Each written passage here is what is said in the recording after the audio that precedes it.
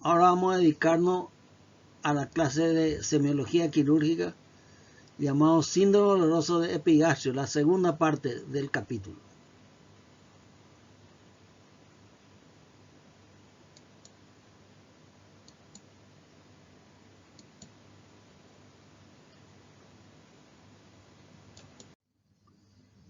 El síndrome doloroso de epigastrio puede ser debido también a la enfermedad llamada esofagitis de reflujo, que es la inflamación de la mucosa del esófago debido a la acción de la secreción clorhidropéptica biliar y pancreática refluida.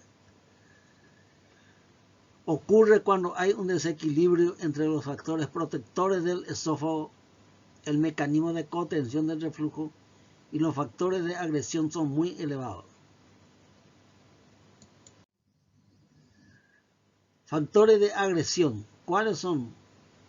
El jugo gástrico es el principal agresor de la mucosa esofágica, pero también ocurre el reflujo de jugo pancreático y biliar.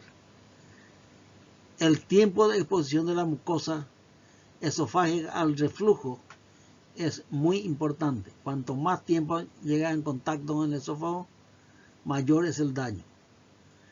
¿Cuáles son los factores que protegen al esófago?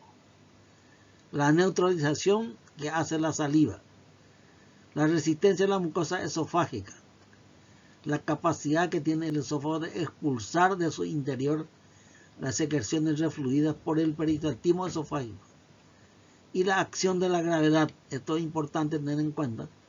Cuando uno está en posición de pie, hay menos reflujo y hay mayor reflujo cuando está en decúbito dorsal.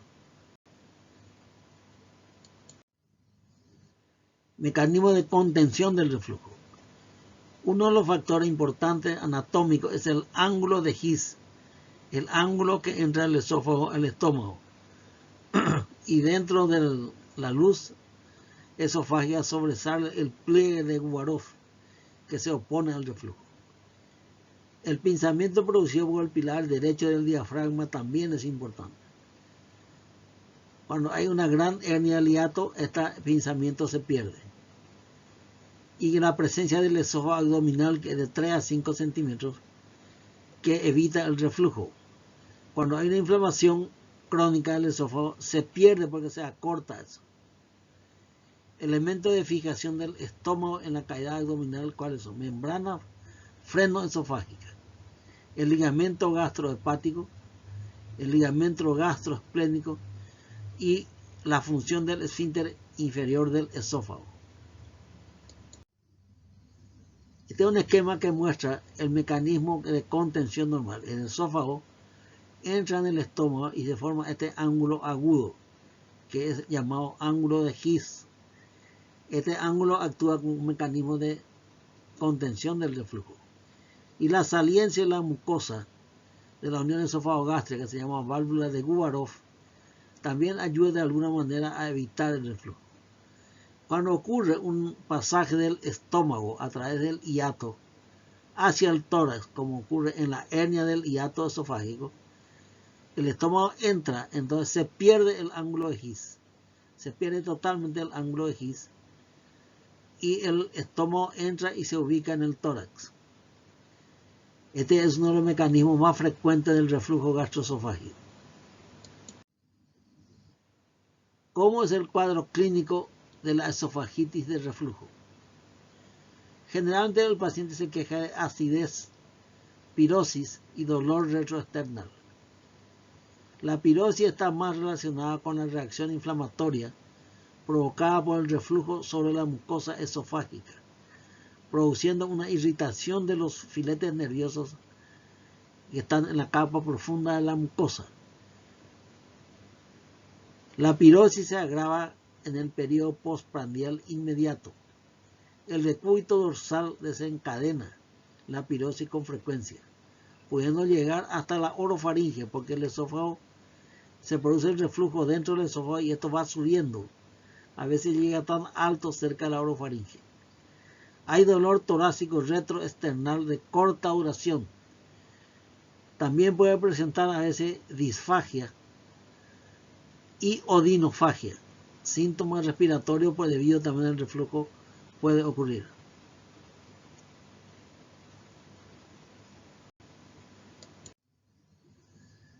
Este es un ejemplo de la esofagitis de reflujo. Cuando una persona se agacha, como en este caso simulando atar el cordón de su zapato, inmediatamente el contenido gástrico sube y entra dentro del esófago. Este es el reflujo ocasionado por la posición, el signo del cordón del zapato. Al atar su zapato, el cordón del zapato, se produce el reflujo, por lo tanto empieza a experimentar los síntomas antes citados, pirosis y la llegada incluso hasta la orofaringe. Signo del cordón del zapato en semiología. La hernia hiatal es uno de los factores más frecuentes que predispone al reflujo gastroesofágico. La hernia hiatal hay de varios tipos. Se clasifica hernia hiatal por deslizamiento, que se llama tipo 1.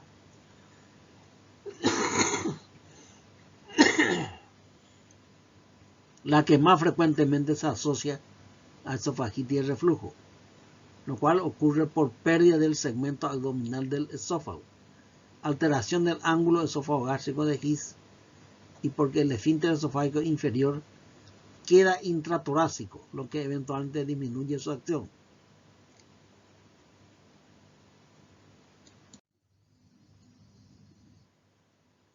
De un esquema para entender mejor hernia hiatal por deslizamiento o hernia hiatal de tipo 1. En este ejemplo, el hiato esofágico se desliza el estómago a través del hiato y entra dentro del tórax. Entonces la unión entre la mucosa esofágica y la mucosa gástrica ocurre encima del diafragma. Acá está el diafragma. El que está encima ya es el estómago deslizado. La unión entre mucosa esofágica y mucosa gástrica encima del diafragma. Esta es la unión en la hernia hiatal de tipo 1.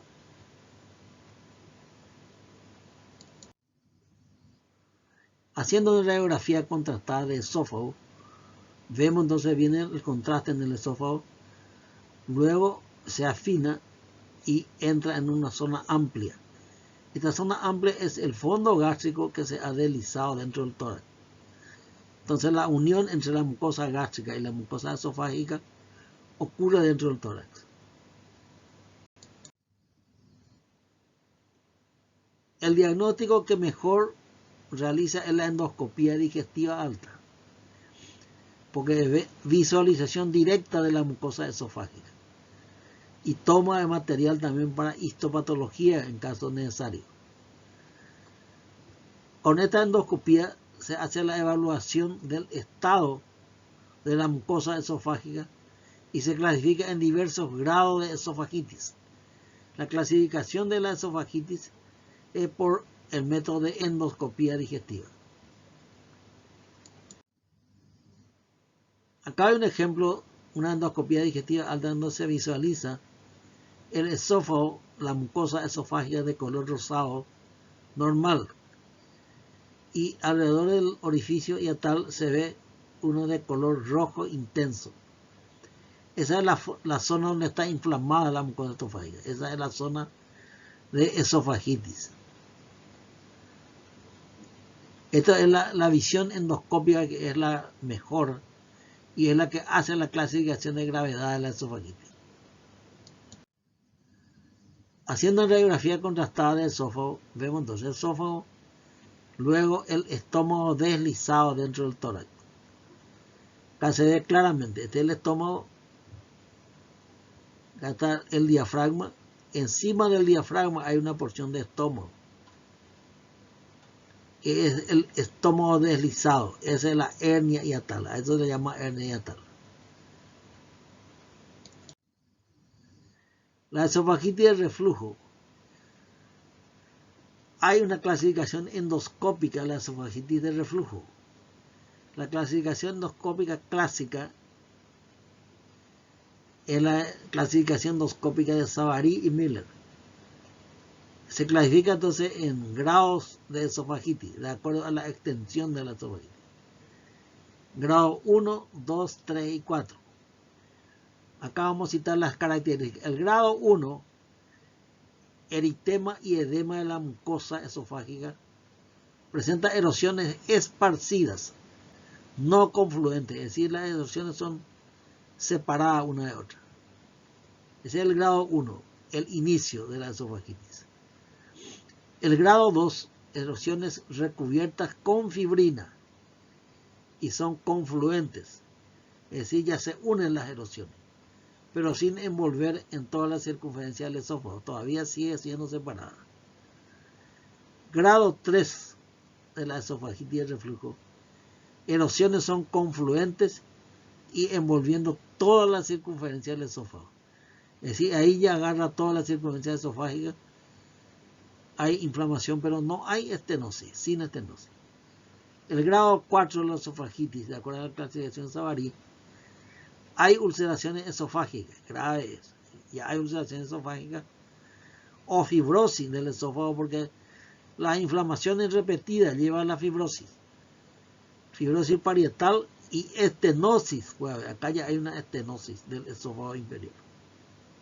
Ese es el grado 4, el grado más avanzado de la esofagitis. El grado 1, eritema y edema esparcidas. Y el grado 4 hay ulceraciones esofágicas, fibrosis parietal y estenosis del esófago. Aquí vemos en forma endoscópica, para recordar, el grado 1 está inflamado el esófago, pero en forma esparcida, pequeña porción del esófago inflamado. El grado 2 están confluentes y se unen entre sí la zona inflamada. El grado 3, la confluencia de la inflamación rodea completamente al esófago. El grado 3. Y el grado 4 hay distintas formas. Una forma es la forma de ulceraciones profundas en el esófago inferior. Otra vez ocurre una estenosis, en que el endoscopio viene y encuentra la zona esofágica estenosada. O de lo contrario, aparece lo que se llama el epitelio de Barrett. Es decir, el epitelio normal de la mucosa esofágica, epitelio plano estratificado, es reemplazado por un epitelio diferente, epitelio cilíndrico tipo intestinal. Eso se llama epitelio de Barrett. El epitelio de Barrett es el grado máximo de esofagitis y es una lesión preneoplásica, predispone al adenocarcinoma del esófago inferior. ¿Qué complicaciones puede tener la esofagitis de reflujo? Puede haber hemorragia, estenosis y esófago de Barrett. La hemorragia es una complicación debido a úlcera de la mucosa. La ulceración de la mucosa genera hemorragia. Generalmente es pequeña cantidad, una hemorragia en forma crónica, llevando a anemia crónica. Raramente puede ser abundante y se manifiesta por hematemesis y melena. La estenosis es una complicación frecuente en la esofagitis de grado avanzado. Puede ser precozmente o tardíamente cuando ya es fibroso. Puede ser también localizado, anular o tubular y ascendente, que compromete gran parte del órgano. El síntoma fundamental de la estenosis es la disfagia. Cuando aparece disfagia, no puede pasar alimento, y cuando viene el endoscopio tampoco puede pasar. El diagnóstico hay que hacer haciendo una radiografía contrastada de esófago, vamos a localizar, y la endoscopia digestiva alta con biopsia para descartar que no tenga ya zona de carcinoma, adenocarcinoma. Aquí vemos una radiografía contrastada de esófago, donde se ve el esófago, la unión con la mucosa gástrica, y esta es la zona donde hay estenosis. Esta es una estenosis localizada, la unión del esófago con el estómago. En la endoscopía de la estenosis se ve el esófago de calibre disminuido y que no se puede atravesar con el endoscopio. Entonces, esta es una esofagitis de reflujo de grado 4. Grado 4 ya hay estenosis péptica.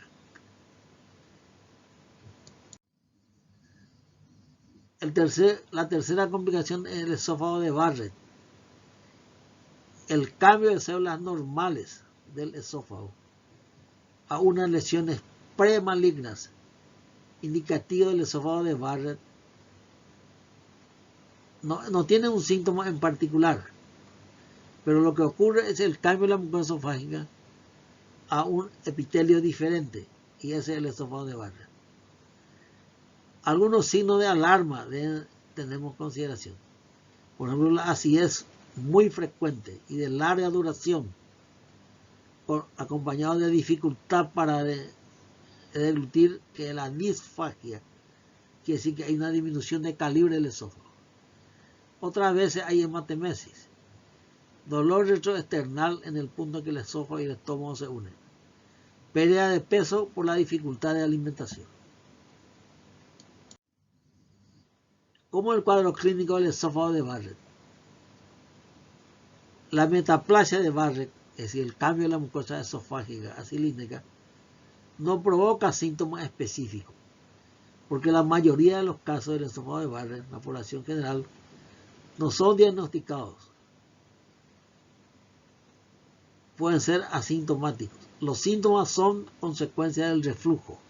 Eso sí, el paciente tiene síntomas de reflujo de larga data o sus complicaciones. No existe un síntoma específico para predecir el esófago de Barrett. La mayoría de los pacientes presentan los síntomas de reflujo, que son pirosis. Un 81% tiene pirosis porque tiene reflujo de mucho tiempo de evolución. Puede haber regurgitación del 39%.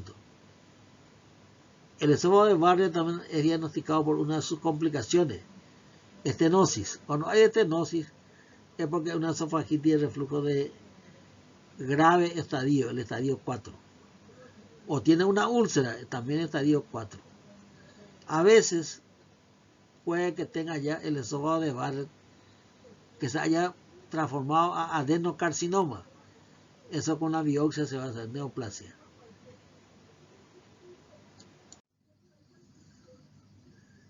Aquí vemos una imagen endoscópica de un esófago de Barrett. El hiato esofágico estenosado y alrededor muy congestivo, de color rojo intenso. Ese es el epitelio que ha sufrido transformación, el epitelio de Barrett. El epitelio normal del esófago es epitelio rosado pálido.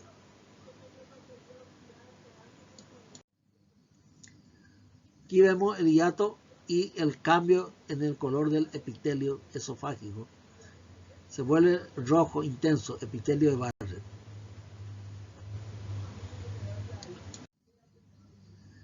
La pHmetría de 24 horas es un método para estudiar la esofagitis de reflujo.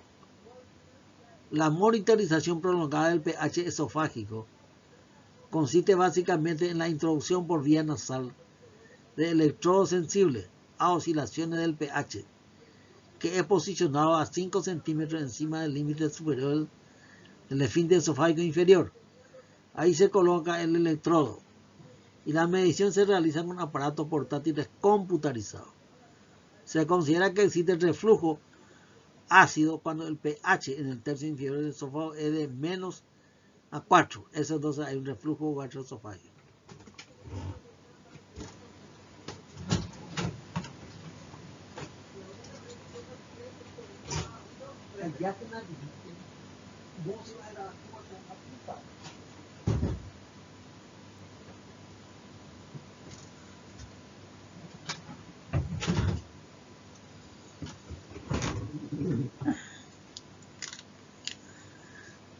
La monitorización prolongada del pH esofágico consiste en la introducción por vía nasal de electrodo sensible a oscilaciones del pH, que es posicionado a 5 centímetros encima del límite superior del esfínter esofágico inferior. La medición se realiza con aparatos portátiles computarizados. pHmetría de 24 horas. Si existe un reflujo cuando el pH en el tercio inferior del esófago es inferior a 4.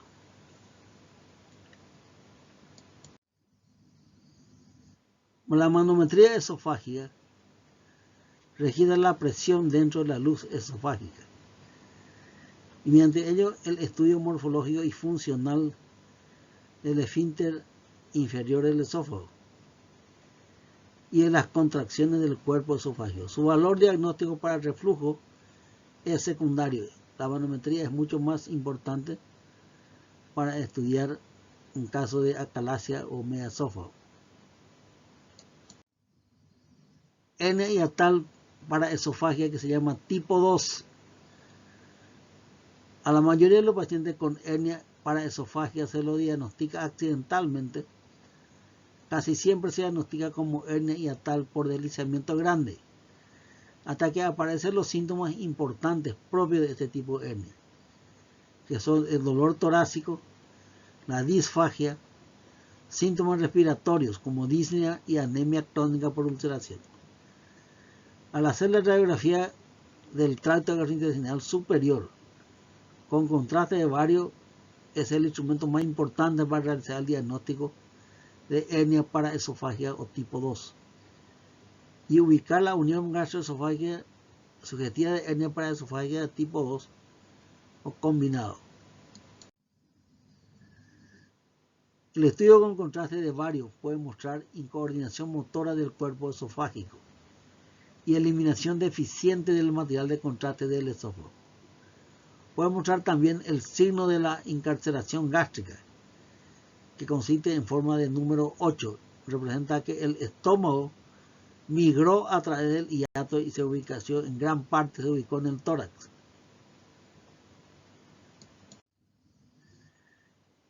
Esta es la imagen, este es el esquema de la hernia hiatal para esofagia o tipo 2. Acá ven que el esófago llega hasta el abdomen. Aquí está el diafragma. El esófago llega hasta el abdomen. Sí, existe un esófago abdominal. En la hernia tipo 1, el esófago queda en el tórax alto, lejos del diafragma. Aquí lo que ocurre es que el fondo gástrico migra a través del hiato esofágico al lado del esófago, se llama paraesofágica. El fondo gástrico es el que sube. La unión entre el esófago y el estómago se encuentra debajo del diafragma. Aquí está la unión entre epitelio esofágico y epitelio gástrico. Pero el fondo gástrico a través del hiato subió y se ubicó delante y al costado del esófago y comprime al esófago. Por eso que esta hernia hiatal paraesofágica, uno de sus síntomas es la disfagia. La disfagia porque este estómago que subió comprime al esófago inferior. Una radiografía contrastada muestra así: esófago, el calibre del esófago disminuido por la compresión provocada por el fondo del estómago que está dentro del tórax. La unión gastroesofágica está en el abdomen, debajo del diafragma. Este tipo de hernia hiatal no facilita el reflujo como el tipo 1, pero sí vemos que el estómago comprime al esófago generando una disfagia. Este es cuando el estómago migra tan grande al tórax. Todo el estómago prácticamente está, el fondo del estómago, el cuerpo del estómago, hasta el antro está dentro del tórax. Entonces la migración de la hernia paraesofágica al tórax. Esta es una complicación grave porque puede producir isquemia del estómago migrado. Produce una gran disfagia porque comprime al esófago. ¿Cómo se hace este diagnóstico de la paraesofágica? Haciendo una radiografía de tórax simple, se ve entonces que aquí está en el mediastino, hay una imagen detrás del corazón, una imagen de nivel hidroaéreo detrás del corazón. Hernia paraesofágica. Aquí está la radiografía de tórax de frente. Cuando se practica el perfil, se ve que detrás del corazón hay una imagen hidroaéreo. Esta imagen hidroaéreo es el estómago que migró y se ubica detrás del corazón. Esa es la forma de diagnosticar una radiografía de tórax simple. Se ve una imagen hidroaérea detrás del corazón en radiografía lateral Y ese es el estómago que migró hacia el tórax. Siguiendo con la causa del síndrome doloroso epigastrio, vamos a llegar a un nuevo capítulo. Estamos desarrollando todos los causantes de síndrome doloroso epigastrio. Llegamos a la litiasis vesicular. Es la patología biliar más frecuente. Durante la contracción de la vesícula biliar, los cálculos acompañan al flujo de la bilis hasta el conducto cístico, donde se puede impactar, causando un dolor intenso que se llama cólico biliar. Si el cálculo permanece impactado en el cístico, producirá edema, isquemia y puede incluso llegar a la necrosis de la pared de la vesícula. Hay un trastorno en el retorno venoso, éstasis e infección de la vesícula porque está trancado su drenaje al colédoco. Y ahí se instala una infección dentro de la vesícula que desencadena en el cuadro clínico llamado colecistitis aguda. La litiasis vesicular, la colecistitis crónica calculosa, puede ser asintomática toda la vida. Los síntomas son a veces intolerancia a las comidas grasas, pesadez postprandial, náuseas, eructo y meteorismo, es decir, síntomas inespecíficos. 40% presentan el signo clásico llamado cólico biliar. El cólico biliar se caracteriza porque tiene dolor epigástrico intenso, que se inicia después de las comidas grasas y se irradia a hipocondrio derecho y en la región escapular derecha. Se acompaña de náuseas y vómitos y dura 2 o 3 horas y no tiene fiebre. Ese es el cuadro clásico de cólico biliar, que 40% de los pacientes portadores de litiasis presentan. Pero también la colititis crónica puede ser asintomático toda la vida. 20 a 30% de los portadores de litiasis vesicular presentan como primera manifestación de la enfermedad una de las siguientes complicaciones. Puede debutar con estos cuadros. Coledocolitiasis. El coledocolitiasis se caracteriza porque tiene dolor intenso, tiene ictericia y tiene acolia y coluria. Otras veces la primera manifestación puede ser una colecistitis aguda, es decir, el cálculo se impacta en el cístico, no regresa, no drena la bilis de la vesícula, se infecta y da la colecistitis aguda. Otra vez el cálculo pequeño entra en el cístico, pasa por el cístico, se va hasta la porción terminal del colédoco, se produce ahí una impactación momentánea, aunque sea, y desencadena la pancreatitis aguda biliar. Otras veces, el cálculo que está en la vesícula muchos años predispone a la formación del carcinoma de la vesícula biliar.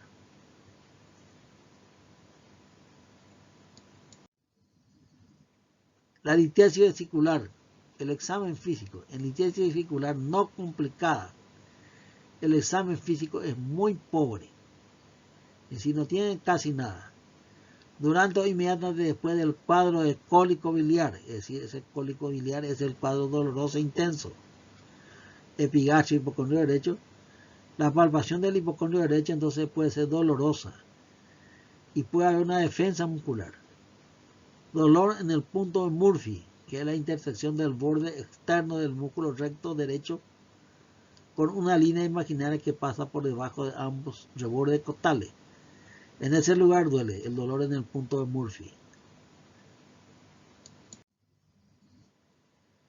El signo de Murphy consiste en provocar dolor a la palpación profunda en la región subcostal derecha durante la inspiración forzada. Este signo se busca sobre todo para provocar el dolor. Se pone la mano, se comprime el punto de Murphy, se produce una inspiración profunda y en ese momento el paciente detiene bruscamente la respiración por el dolor que le ocasiona al chocar la vesícula biliar con la mano. En la colecistitis aguda existe un dolor en el hipocondrio derecho. Normalmente hay un dolor. Defensa muscular es voluntario y en ocasiones se puede palpar la vesícula biliar aumentada de tamaño. Puede aparecer también náuseas y vómitos y tiene fiebre. La colecistitis aguda tiene fiebre porque es una infección de la vesícula biliar.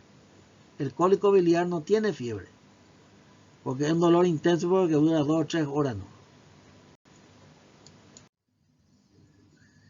Métodos auxiliares para estudiar la litiasis vesicular.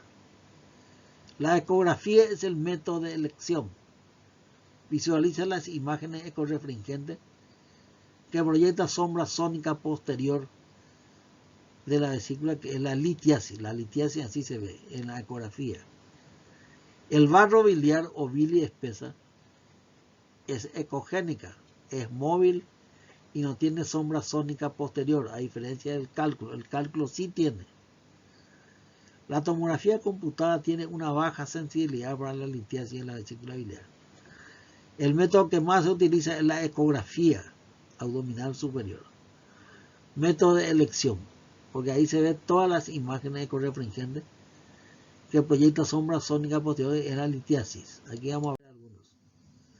Aquí se ve una ecografía del abdomen que muestra la vesícula biliar lleno de bilis de color negro.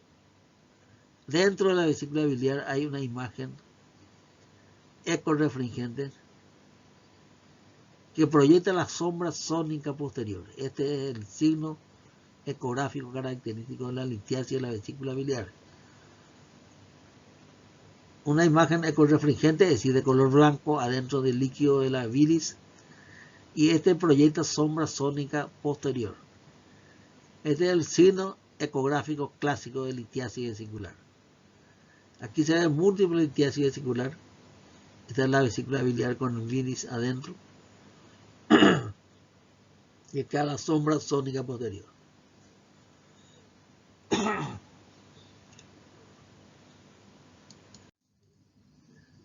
La ecografía entonces es el mejor método para estudiar la vesícula biliar. Ecografía que se ve la vesícula biliar lleno de bilis, que es el color negro de bilis, y adentro hay una imagen ecorefringente. Es decir, viene el ultrasonido, choca por este elemento y rebota sombra sónica posterior. Esa es la litiasis vesicular. Una imagen blanca que se ve que es el que resiste al pasaje de ultrasonido porque tiene calcio adentro y rebota ese ultrasonido sombra sónica posterior. Esta es una colangio operatoria donde se tiñe el colédoco a través del cístico, se tiñe el colédoco y el colédoco tiene la litiasis en la porción terminal. Esta imagen es característica de la litiasis coledociana.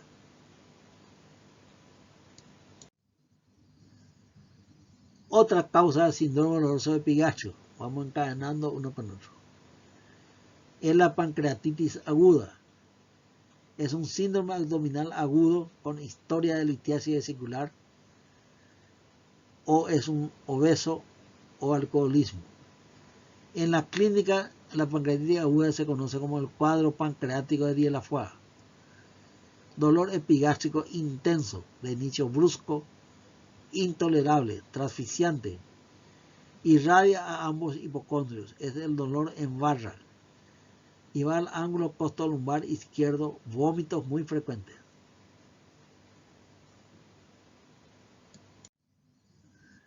El cuadro se presenta generalmente en una persona que en aparente estado de salud, durante o después de una alimentación rica en grasas y abundante. El paciente se encuentra agitado, sudoroso, extremidades frías y respiración muy superficial.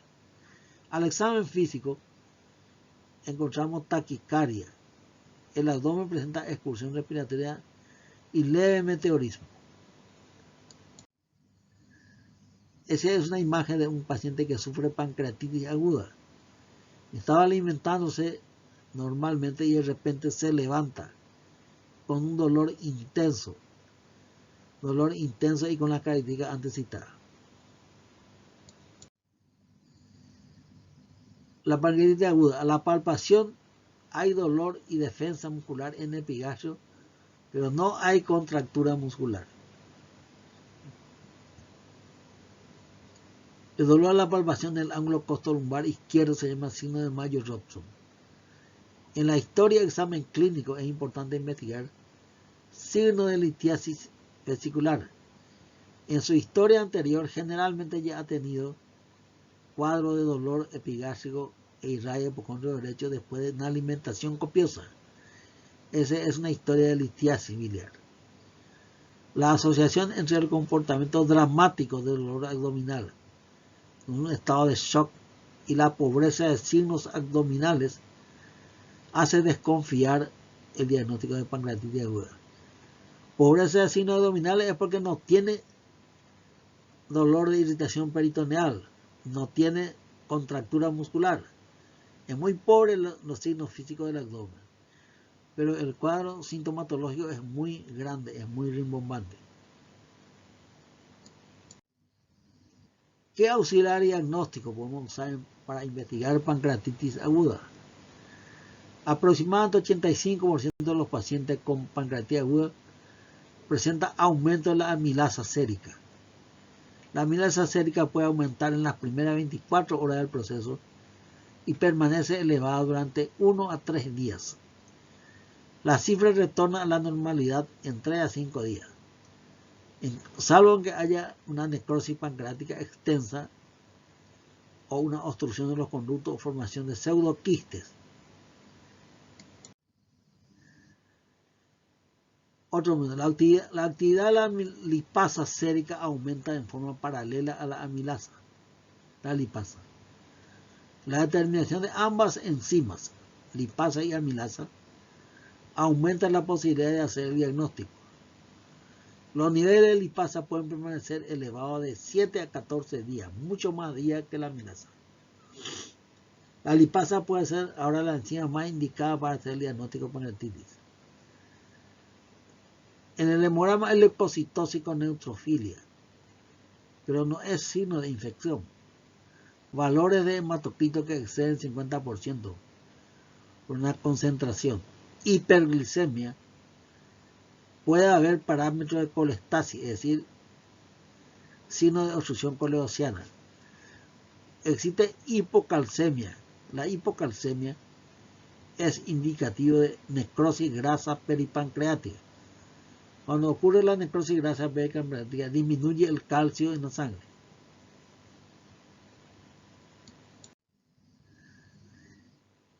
El valor de las radiografías convencionales en la pancreatitis aguda consiste en ayudar a excluir otros diagnósticos, sobre todo una víscera hueca perforada, por ejemplo, porque hay ausencia de neumoperitoneo. En la víscera hueca perforada va a haber neumoperitoneo, acá no hay. Y el cuadro de oclusión intestinal también se descarta porque no hay niveles hidroaéreos. Entonces, la radiografía simple de abdomen es útil porque no hay neumoperitoneo y no hay niveles hidroaéreos. La ecografía, su principal utilidad en la pancreatitis aguda, es el diagnóstico etiológico mediante la evaluación de la vesícula y las vías biliares. La vesícula biliar se ve muy bien con la ecografía, por lo tanto vamos a ver si es una vesícula litiásica, ya que la pancreatitis aguda biliar es la más frecuente. La tomografía computada. El papel fundamental de la tomografía es la clasificación de la gravedad más que el diagnóstico primario de pancreatitis. No obstante, en caso de diagnóstico muy dudoso, por ligera o nula elevación de la amilasa en suero o en los casos de gravedad clínica, en ausencia de dolor abdominal, el papel de la tomografía es fundamental en el diagnóstico. En estos casos se observa una glándula aumentada de tamaño, de bordes mal definidos, heterogeneidad del parénquima pancreático y la presencia de colecciones líquidas peripancreáticas. Laboratorio, entonces, lo más importante es la amilasa sérica, está elevado a 85%. Puede ser normal porque su elevación es fugaz. El examen se toma un poco más tarde, entonces se normalizó. La amilasa urinaria, la elevación es más persistente que la amilasa sérica. Puede durar 7 a 10 días. Se puede pedir medición en orina 24 horas. Es más sensible que la amilasa sérica. La amilasa en líquido peritoneal o pleural es muy similar a la amilasa sérica. La lipasa sérica, de gran utilidad porque es más específica y su elevación es más prolongada que la amilasa sérica. El calcio sérico es un elemento indirecto porque es la presencia de hipocalcemia debido a la necrosis grasa peripancreática. Otros exámenes generales hay que producir compromiso sistémico, hemograma, glicemia, prueba de la función renal, pruebas hepáticas y se puede pedir la gasometría arterial.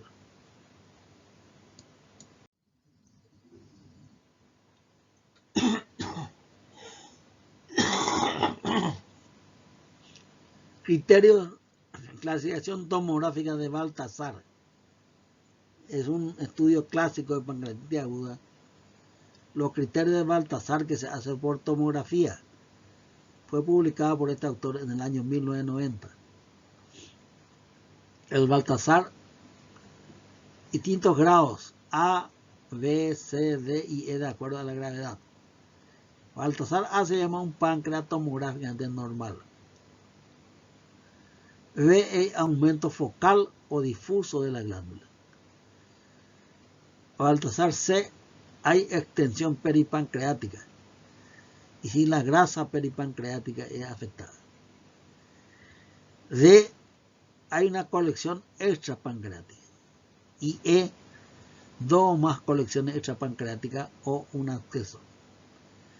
Esa es la clasificación tomográfica de Baltasar que se menciona mucho para el estudio de la pancreatitis aguda. Ahora, la gravedad de la pancreatitis y la clasificación por tomografía podemos ver. La pancreatitis aguda edematosa es un tipo de pancreatitis y la pancreatitis aguda necrótica es el otro tipo. Aguda edematosa, 80% de los casos aproximadamente es de esta clasificación. El curso de la pancreatitis aguda edematosa es corta, aproximadamente una semana dura. Su pronóstico es bueno y si no tiene complicaciones. La pancreatitis aguda edematosa se diferencia de la aguda necrótica porque en la tomografía axial computarizada el contraste endovenoso se distribuye uniformemente por el tejido pancreático. La pancreatitis aguda necrótica, que aparece en un 20% de los casos de todas las pancreatitis, el contraste no se distribuye en la zona necrótica, es decir, la zona necrótica no captan el contraste, aparece de color negro. Esa es la importancia de la pancreatitis en la tomografía. Cuando la necrosis es extensa, el pronóstico es peor. Por suerte, este tipo de pancreatitis en un 20% de los casos más aparece. 80% de los casos es de tipo edematoso.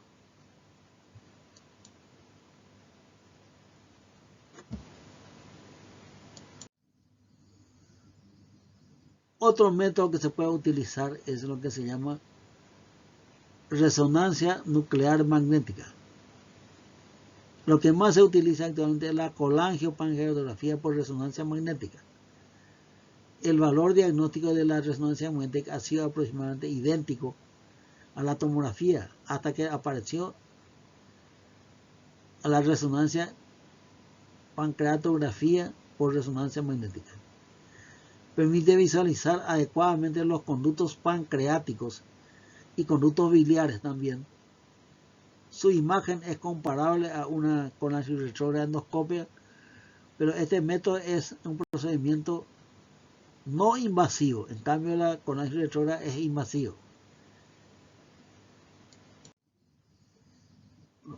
Otra causa de síndrome doloroso epigastrio, vamos a seguir estudiando, pancreatitis crónica. Existen dos formas fundamentales de presentación de pancreatitis crónica.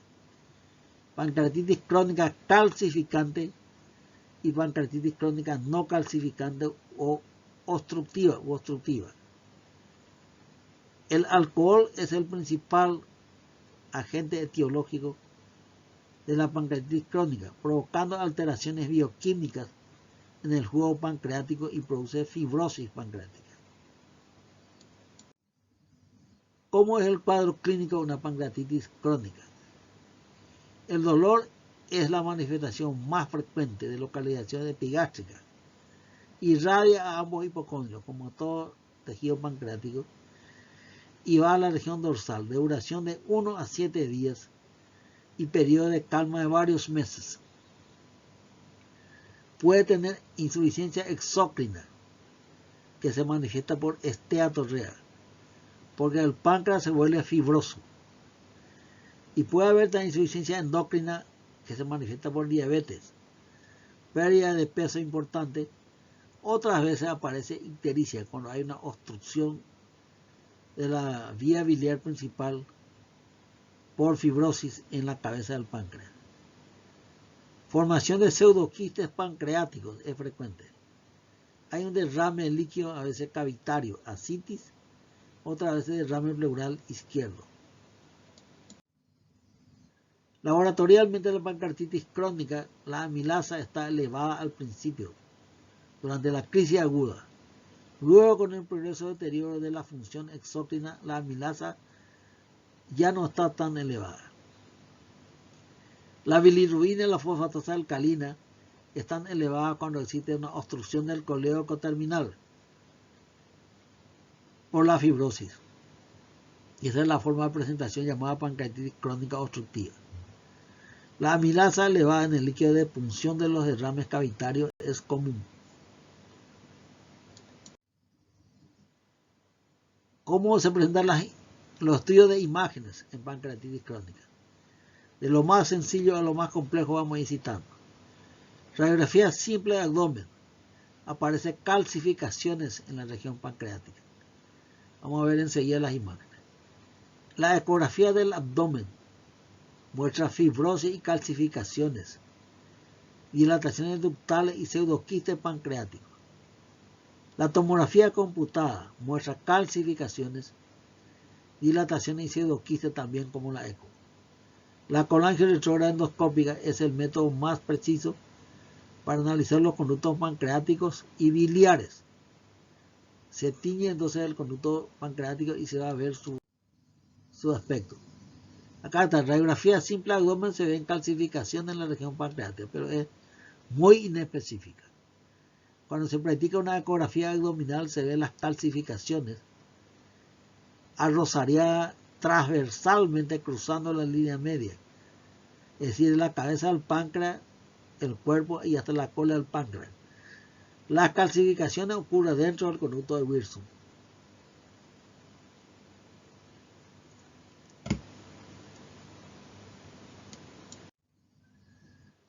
Puede aparecer una estenosis de la vía biliar principal.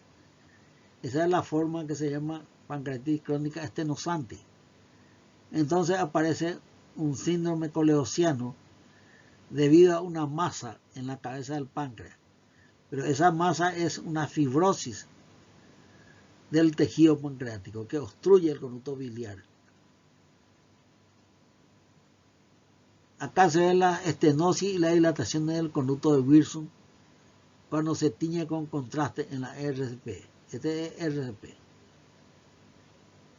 Hay dilatación, estenosis y dilatación del conducto de Wilson, forma arrozariado. Esa es la imagen entonces cuando se tiñe de contraste el conducto de Wilson. Otra causa del síndrome doloroso epigástrico: el cáncer de páncreas. El cuadro clínico depende de su localización anatómica dentro del páncreas, la extensión y comprometimiento de los órganos vecinos. El dolor en el abdomen superior o en el dorso aparece en un 84%. Pero ese es el cáncer de cuerpo de páncreas.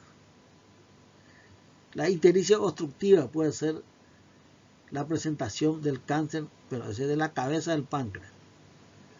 La pérdida de peso el dolor en general es persistente, moderada intensidad supraumbilical, acompañada de inapetencia, pérdida de peso, diabetes y disturbios emocionales, depresión y ansiedad. El cáncer, entonces, de acuerdo a la ubicación de la lesión, puede ser el cáncer de cabeza de páncreas,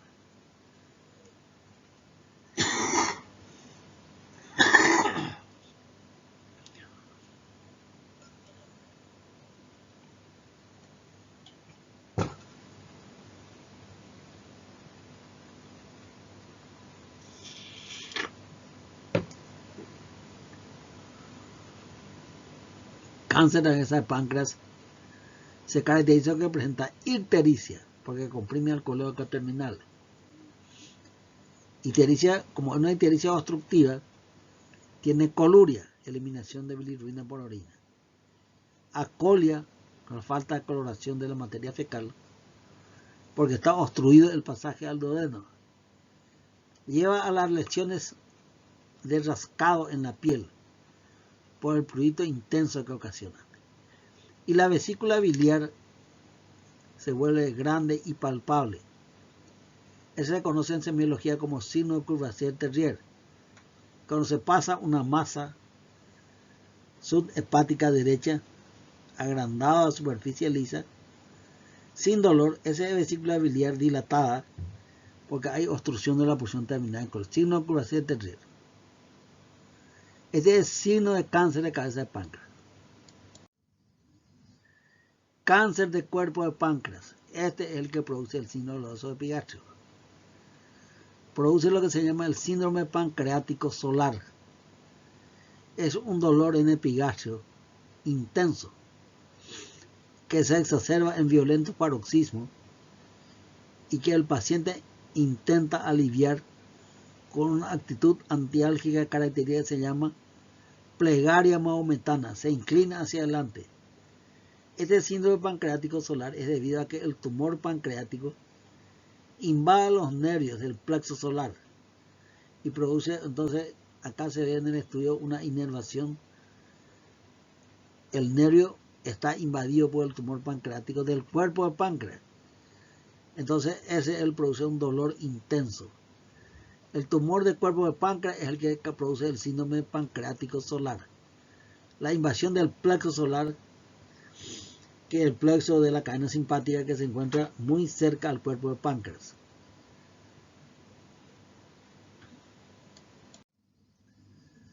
Otro, cuando el cáncer está en el cuerpo y hacia la cola del páncreas, ya se va hacia alejando, produce lo que se llama semiológicamente síndrome vascular. Es un engorramiento de la vena esplénica. La vena esplénica que va a lo largo del páncreas, entonces es invadido por el tumor y produce una estasis portal segmentaria que se manifiesta entonces porque hay esplenomegalia y hay hemorragia digestiva por varices del fondo gástrico. Ese se llama síndrome vascular, es un tumor más bien de la cola del páncreas. Puede ser el cuerpo, pero que está más hacia la izquierda, cola del páncreas. El del cuerpo característicamente invade el plexo solar y produce dolor. El de la cola es el síndrome vascular. ¿Cómo es el diagnóstico del cáncer de páncreas? Laboratorialmente hay que dosar el perfil hepático, porque si es un tumor de la cabeza de páncreas va a estar muy alterado el perfil hepático. Entre los marcadores tumorales se puede pedir el CA199 que puede estar elevado.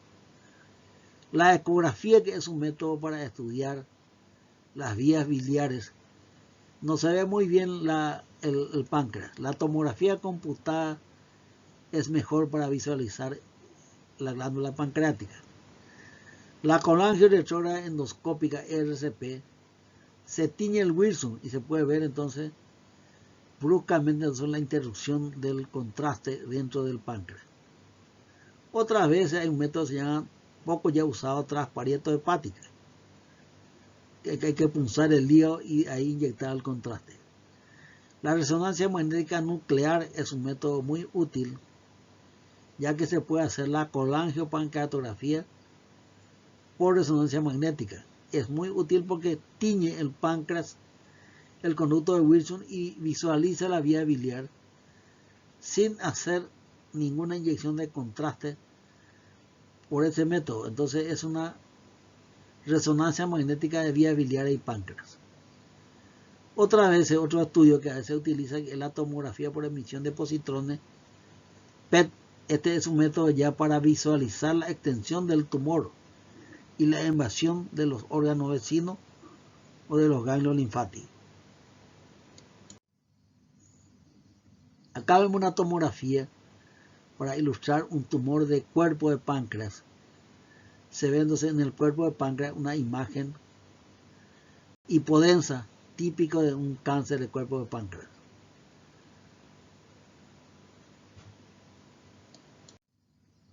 Muy bien, con esto hemos llegado al final de este capítulo que se llama síndrome doloroso epigástrico. Hemos visto las distintas causas y que en semiología nosotros tenemos que distinguir de acuerdo a la presentación, a la sintomatología, a cuál de esta patología que hemos estudiado pertenece. Ha sido un placer, muchas gracias.